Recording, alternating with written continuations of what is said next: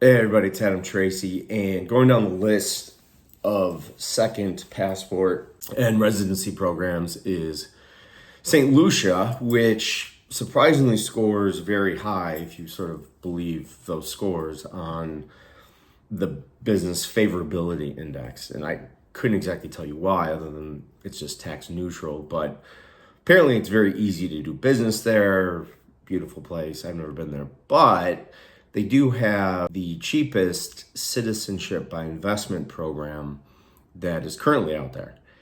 And it starts with a $100,000 contribution to something called the National Economic Fund, right? And the trick is it's non-refundable. And so that gets you, it goes up to 125 if it's you and a spouse, 150 for a family of four.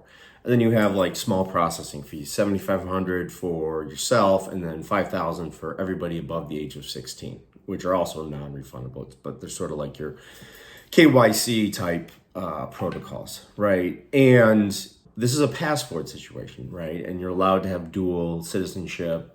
There's visa-free travel to 180 some odd countries with the passport. So it's actually a fairly good investment if you're looking to make a move.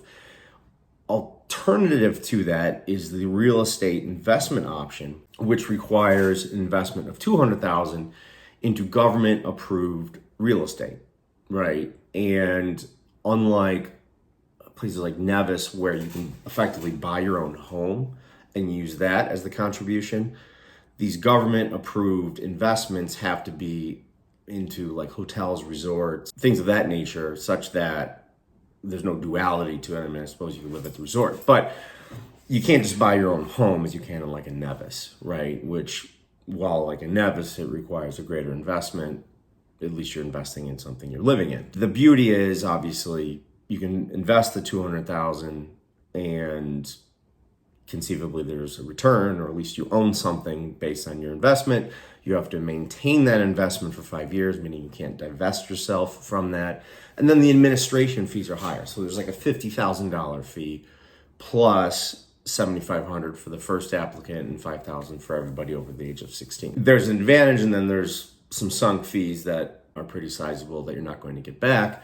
There's a third option, which is kind of like what they call the enterprise plan, but it requires relocating a business with net valuation of 3.5 million or more, which I think in the long run, and again, they say it's very favorable, but that's a very big business to relocate to such a small place, right? That may not have the infrastructure to run whatever it is you're running, right? So that's an option, and the costs are lower and all that, but the cost to relocate a business of that size to St. Lucia would be significant in and of itself, right? So it doesn't necessarily make a great deal of sense, but the option's there. When you look at it, right, St. Lucia, I think if you're fine with losing the $100,000 and getting it done quickly, which in either of the scenarios described, you can expect it'll take about 3 to 6 months. So it's not the quickest by any stretch of the imagination.